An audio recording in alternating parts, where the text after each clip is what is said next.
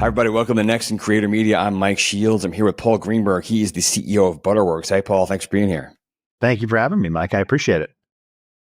Excited to talk to you. I've known you for a long time in a lot of different roles in this industry. I want to ask you about the creator space and what brands are doing there and when AI and all these cool things. But why don't we, for the folks that don't know, what's Butterworks? What was it? It's evolved quite a bit, I'm sure, given what's gone on in the industry. What is it, and where was it? Where did it start, and where is it today? Well, let me give you a little bit more of my background. Maybe that's probably a good place to start, because I've been in media and digital media my whole career. I was CEO of College Humor. I was CEO at Nylon. I was at A&E Networks, where I ran their digital video studio and one of their cable networks. I ran digital at Time Inc. and at TV Guide. 100 years ago, I was at MTV, which was an awesome experience. Yeah. Particularly back then. But one of the jobs in media, really, at one point. Yeah, exactly. I got very lucky. But about 7 years ago, I founded Butterworks. We're a digital video company, or digital media company, really, with a big focus on AI. We've been using AI since 2018 when we were founded. Started off using it on the predictive side, meaning we were trying to figure out how to help people understand what kinds of videos to make to be most successful on social. So we were using natural language processing and computer vision and things like that to say, like, on TikTok, your video should be this long, and they should focus on this, and they should open with a human expression, et cetera, et cetera. And we've evolved quite a bit to do a lot of generative AI, as you might imagine. We also go in and kind of do AI 101s for people. We'll sort of set the stage about what's going on in the industry, and then we'll pick a project to work on them with that'll help them advance their business. So, we also do straight video production, which is still a thing. So, okay, I was going to ask you, because 2018, you're like really early talking AI, and I wonder how many of your customers were ready to think that way versus like were companies coming to you saying, I just want to figure out how to get stuff on Snap and TikTok and whatever, and you kind of like brought the AI into or was it always the premise behind what you're doing? No, it really evolved. You're right, to a large extent, where people were saying, "Hey, will you make me? Will you run my Snapchat channel, for example?"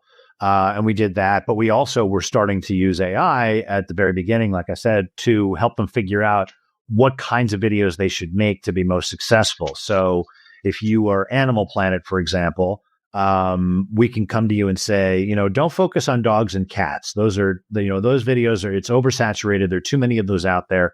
Focus on animal babies and animals giving birth. There's a much higher chance of success because there are fewer of them out there, but the ones that are out there do really well. And we were using, proprietary AI and clustering techniques and things like that to figure out what topics and subtopics would be most successful. I think the reason I'm asking about that is because I think people, maybe it's just me, that people associate AI is either letting the machine do everything and you lose control or do all the credit. This is like a different way of using it. Makes you more successful. Exactly. That's exactly right. So we would use computer vision to look at the video, this whole tranche of thousands of videos about animals to figure out what was working and what was going on in the videos. And and then we would match it up with metrics to figure out what kinds of videos were most successful and how long they were, like I said, and as well as, trying to understand, should you start your video with an angry expression or a disgusted expression or a happy expression? And turns out happy expressions don't do that well when you start off with that. You want to give people a sense of intrigue and shock. So you really want to start your video out with a disgusted or an angry expression in some cases.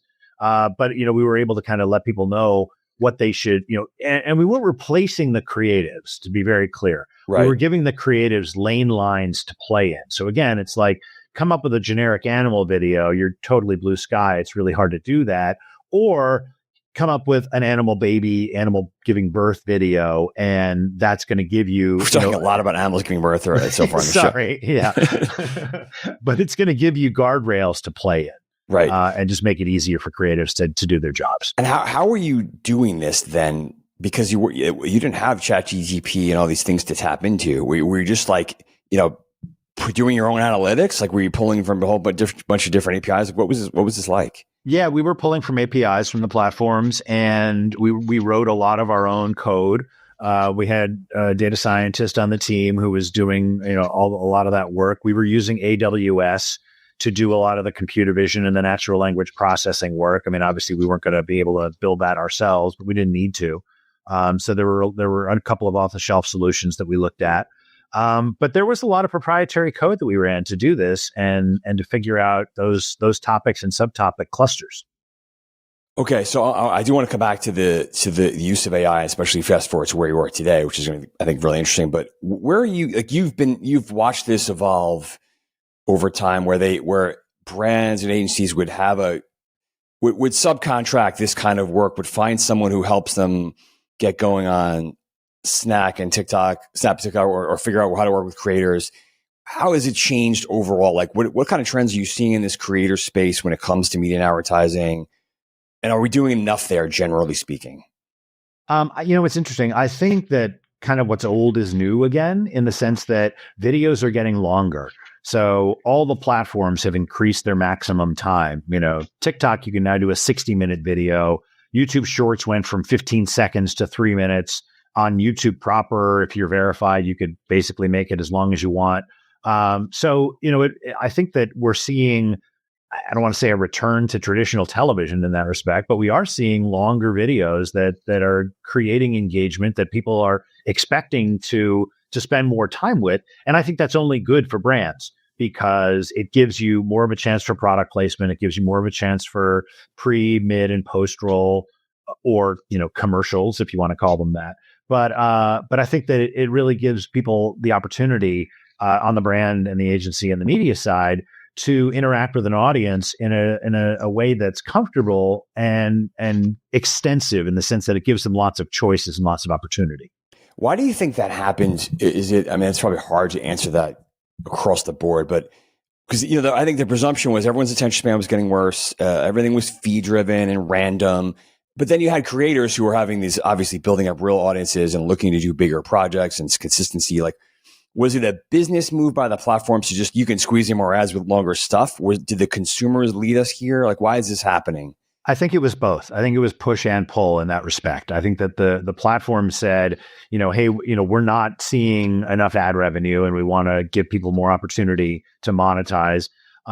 Plus, we're also, but I think on the audience side, I think, there's a place for super short form video. And TikTok Reels, YouTube Shorts still offer that in spades. There's lots of very small, very short videos on those platforms, of course. But I think that the consumers wanted to go deeper with their favorite creators. If you're a Markiplier fan, you want to know more about him. You want to sort of see more of what he's doing. Obviously, Mr. Beast, and Kai Cenat and all those people are doing a lot with much longer videos. I mean, Kai Cenat's video was a month long. So, yes. different beasts altogether. But I think that creators, the audiences of creators want to get closer to them and want to know more about them and want, a connection to them in the same way that old TV audiences wanted a connection to their favorite characters. So when it comes to explaining that to brands, when you work with them, are they, I'm sure you still get that, like, give me something viral, make sure this takes off, make something that the algorithm is going to love versus making something for viewers that people are going to love and their creators should know that. How do you get those questions, and do you struggle with that balance, your clients? We do. We struggle with that all the time. And obviously you want to go viral. You want as many views as possible. You want as many new followers as possible. You want as much engagement as possible. Some of the work I was describing before about, the insights that Butterworks was doing helped with that, where we were able to say, this is a little bit of art and science mixed together, where, we can tell you, again, the guardrails you might want to play in, but then you got to bring your own creativity and your own special sauce to the party. But I think that, it really gets to a point where the algorithm is almost not impossible to figure out, but it's very difficult. Right now on YouTube, what's fascinating is the algorithm isn't working for the platform. It's working for each individual audience member. So you and I have different YouTube algorithms that it feeds us in terms of recommendations. And, they've been talking about this publicly recently, where they're saying, watch time matters and thumbnails matter and A/B testing of how titles matters. But at the end of the day, you want to figure out how you can have the most number of people, the biggest number of people really gravitate towards your content. But again, you're getting recommendations that I'm not getting. So that's changed. It makes it difficult because you see creators, and this has been talked about a lot. They go for the same kind of thumbnails, the same kind of headlines because they think they figured out something in the algorithm. Right. Is that changing now because it's more individual, or has it always kind of been that challenge? I think it's changing. Back then there were cruder tools for targeting. There was, collaborative filtering. So it was like putting people into cohorts and not being able necessarily to say, Mike is going to like this kind of video because he's watched, these other videos. And so I think it is changing, and I think it's going to make it more difficult for creators to continue to build audiences because they don't understand, and they can't possibly understand the algorithm for each individual person, which means that you've got to just stay true to what you're building and try new things. But have your own authentic voice come through. And this has always been a problem. If you're trying to fix the machine and figure out how you can create content and media for an algorithm, it's going to be very difficult to make it work just on that one-to-one basis. You've really got to bring some soul and some creativity to the table as well. Okay, I know we're talking very broadly here a lot. Besides animal births, what give us some stuff what are some kinds of things you're working on with brands that are really working right now, either really interesting campaigns or collaborations with creators that people we should be paying attention to? That's a good question. We can't talk about too many of them. There's still a lot that are private, but we're working with a number of different parties. Like, for example, this is kind of interesting. We're doing generative AI in certain cases where we're actually using tools to create video out of prompts or out of pre-existing images or videos. That's still good, but it's still not. You still need to do a lot in post-production to make those kinds of things work. But for example, we've been working with a healthcare network of cardiologists who are building a video portal for patient education. And I think this is really interesting because the classic creator YouTube tale. Precisely. But, but you have, your provider gives you a QR code, you scan it, you watch a playlist, but we're using AI to create digital avatars of the doctors to create customized videos for patient groups. Oh, that's interesting. So your doctor introduces a playlist of videos that you can watch. It makes it more customizable. It makes it, there are better outcomes for patients. It causes fewer phone calls to the doctor's offices, saves them and money. It gives brands opportunities like device companies and pharma. It gives them opportunity to, really get in and work with specific cohorts of patients and doctors that they really didn't have the opportunity to do before. So that's sort of one of the projects that we've been working on in the past. It's been really interesting. We're working with a couple of other really interesting creators. We don't work generally with individual creators. We mostly work with larger companies and brands. But I think that, another one of the trends that's been interesting, everybody comes and says, okay, use AI and eliminate all the people. That was going to be my next question. Yeah, where are you now with this? Because my mind goes toward the negative place always. Exactly. What do we need Paul anymore for? We just, plug it into a machine. Right. We plug it into a machine. What do we need Paul as, the executive for? And what do we need Paul, the creator, for if I have, a successful YouTube channel? And we're not there yet. And I don't know that we're ever going to be there specifically, but you look at like Lil Miquela, and you look at, not fake, but AI generated creators, who are incredibly successful. Although what's interesting with Lil Miquela and people like that is their engagement isn't quite as high as it is with human creators. And that may be that people, gravitate towards what she's wearing or what she's, touting in terms of outfits or other things she talks about, music.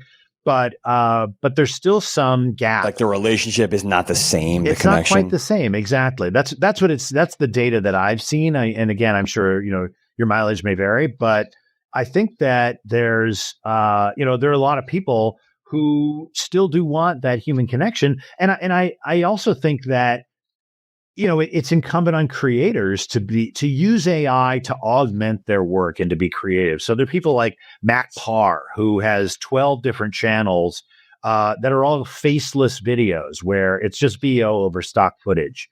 But he's using AI to create all of that, and it's doing very well. There's like Chase Reiner and Isabella Cotsias, if you know them.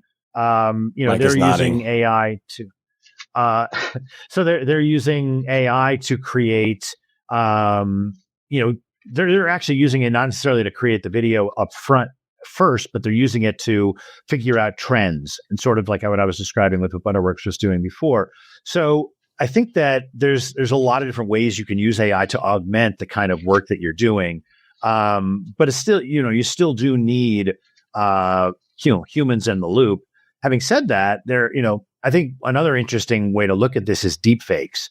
And I don't know if you saw this, but ByteDance just announced, they haven't released it, but they announced something called Omni-Human, which is one of the most convincing deepfake technologies that I've seen so far.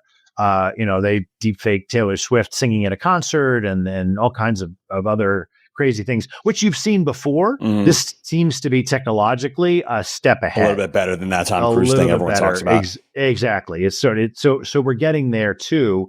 And so, as I said, sort of with the doctors, where we're using digital avatars to have doctors quote unquote speak, where we have them train a video for 3 minutes and then use text prompts to just have them talk for as many hours as we need. There's going to be a lot more of that as well. A little bit of random question, but with the open, there's a lot of fear on the open web, and I guess it's already really happening, where you're going to see a flood of AI slop, because that is what is going to the new version, the new search engines are going to respond to. It sounds like you're talking about there are these like synthetic creators on YouTube and TikTok, and there are these creators using these tools to enhance what they do. Are you worried about these platforms being flooded with just total garbage that is meant to, populate search results, take monetization from somebody else? Are the platforms on top of it? Like, should we be freaking out about that? Or I don't know if we should freak out about it, but it's absolutely happening. And, Google's admitted they're having trouble keeping up with all of the new AI created content. And, but then again, they're sort of perpetuating that in a way where they've got the AI Gemini overview at the top of many searches. Not exactly saying no to it, right? It's right, a weird position. Exactly. And how do you SEO for that? It's almost impossible because there's sort of one result that they're giving. Right. And before they still had those with their overviews where they'd give one result, but then they had links closer to the top where you could choose and kind of scroll down and see what you were looking at. These are really being presented in a way that's authoritative. And obviously it's made a lot of mistakes, glue on pizza and other kinds of things that we've seen. But I think that, it's going to be hard. It's going to become harder and harder to separate the wheat from the chaff with those kinds of things and figure out, what's real and what's going to be worth my time. Right. Again, it comes down to the attention economy at the end of the day, right? There's a finite amount of attention that's not getting any bigger. And so at a certain point as a consumer, am I just going to turn it off and say, I can't tell what's good and what's bad. I don't know what I'm going to be fed. So I'm going to go somewhere else and try to figure out how I can do that. And so, I think that there's a lot of those kinds of things that could start to happen as slop proliferates. Coming back to your company and how you work with brands and media agencies and the like, have things gotten any cleaner or smoother in terms of like where the budgets come from and where the decision making comes? Is it coming? Are you mostly getting production work through social video budgets? Are you working with media budgets overall? Is it all over the map still in terms of how it happens? It is all over the map, and it depends on the company. And even within the same company, we're getting budgets from different places. So sometimes it's the research group, sometimes it's the marketing group, sometimes it's the content group, which is all good. But I think that it sort of take the money. You'll take the project. Take the money, exactly. But it speaks to the fact that I think media companies are still trying to figure this out. And look, a couple of them have done some interesting experiments, right? I mean, Runway did a deal with Lionsgate to have them try to train on their corpus and help them create new content. Blumhouse did a deal with Meta. And then within the companies, obviously Netflix has been using AI forever, and they're doing a great job with it. Disney has a product called Face Director, which allows composite takes of facial expressions that they can put together and combine in an interesting way. And then the de-aging kind of thing. So Adobe has a product called Sensei, which is great for post-production, removing objects, things like that. So there's a lot of things that media companies are doing as they kind of go down this rabbit hole and try to figure out how to use AI. But then again, you hear, the Brutalists editor said, "Oh yeah, we used AI a little bit on there. We used Respeecher on the Hungarian accents for the characters, and huge amounts of blowback." So it's still very muddy in terms of what's okay and what's not. Yeah. I feel like if you use AI as a tool and people get paid for it, then there's no, then that's okay in a lot of ways. So if you have an actor who allows you to use her likeness for a movie, but she didn't have to act in it, but she's still getting paid, I think that's even better, right? She shouldn't have to get out of bed. I guess the question is, just how much does the audience deserve or want to know about these things or care? And I think that's probably an open question. Yeah, that's a great question. All right, totally unrelated, but very of the moment. I'm asking everybody this. Like, I don't know what's going to happen with TikTok. It's very confusing. Can anything replace it? I've heard very different opinions that everyone will just go to the Reels and YouTube Shorts. It's such a different audience and different algorithm that won't happen. It's up for grabs. Do you have any sense of what might happen if this ban actually takes place?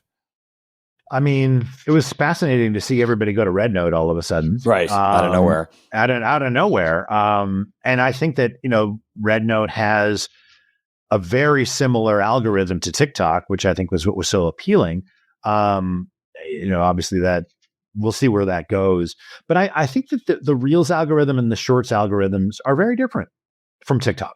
Yeah. So I don't know what replaces it, to be honest. I think people will gravitate towards those two platforms because they want to consume that kind of content. I think that, obviously Instagram particularly is trying to adjust to be more like TikTok with vertical thumbnails and things like that. But I think that, or rectangular thumbnails, I should say. But I think that it's going to just simply be a different kind of experience. I don't know that you can replicate what TikTok is. People still will crave that type of content interaction. They're still going to want to see their favorite creators and their favorite cat videos and things like that. So I think that people will gravitate towards that. Those platforms are growing anyway, and they do a great job of giving people what they want. Go ahead. What do I think? Yeah. What do you think? God, I don't know. I think you'll see a YouTube or Reels get very aggressive and try and they're already trying to snag creators, and that they seem to want to push those apps in front of people more. I think it's very unpredictable that you can't just assume that a young, like the crowd that's on TikTok regularly, and I know it's very broad, they're trendy by nature because they're younger, so it's just really hard to predict. I was going to ask you, do you think, you hear people joke about that's like zombie time or brain rot, and it's not great for you, but they get stuck in it. Do brands think about that? Like when you talk to them, would they rather be part of these longer form, besides the real estate, I guess is a question, but do they want to be associated with that like mindless scrolling, or is it seen as like super engaging and really valuable? I think, again, it goes back to attention. And I think they want to be associated wherever there are people's eyeballs. And they are, what we're seeing is people are trying to figure out, they would love to be part of that economy and that algorithm and those audiences. So I don't think they're saying, oh, this is brain rot, we don't want anything to do with it. I think there's types of content that are objectionable, obviously. Yeah. But generally, I don't think there's a sort of ethos that says, oh, we're not interested in TikTok because it's short form and because it's sort of mindless scrolling. I think the problem everybody's having is trying to figure out how to appear authentic as a brand. And so you have, a couple of breakthroughs like Duolingo, like Arby's, and people like that who are doing great jobs of figuring out how to really sort of insert themselves into the zeitgeist. But I don't see anybody saying I don't want to be part of that because it's not good enough for us. I think what they're saying is, how do we be good enough for it? Last question is, have you seen any shift? There was a hyper amount of attention and concern around brand safety and brand and suitability on these platforms in recent years. Now it's almost, we're like in this new era where Meta's like said, forget it. I'm not going to monitor anything. We have the big masculine energy, Trump time, like no one cares anymore. Or at least it feels like that. Are you seeing any sort of pullback on brands being concerned about these things? Or not necessarily? I haven't. And I think that Meta even said last week, they're not seeing any slowdown in advertisers since they announced their policy to remove the fact checkers. So I feel like brands are sort of adapting to the new world. Brands are really an indicator of the collective consciousness, and so they're lagging indicators to some extent of what's going on out there. And so if people are still going to be on Meta's platforms, and obviously, you saw their numbers, their DAUs just keep going up. Yeah, they're half their business is Instagram right now. Right, more. Exactly. It's crazy. And kudos to them for being able to build that business like they have been. But I see brands going where the audiences are. Yeah. And the audiences are still there and not concerned with those issues yet. As soon as the audiences become concerned, I think the brands will become concerned. Right. All right, well, Paul, so many other things we could talk about, but let's leave it there. Thanks so much for an awesome conversation, and let's do this again. Definitely. Thanks for having me, Mike. I appreciate it.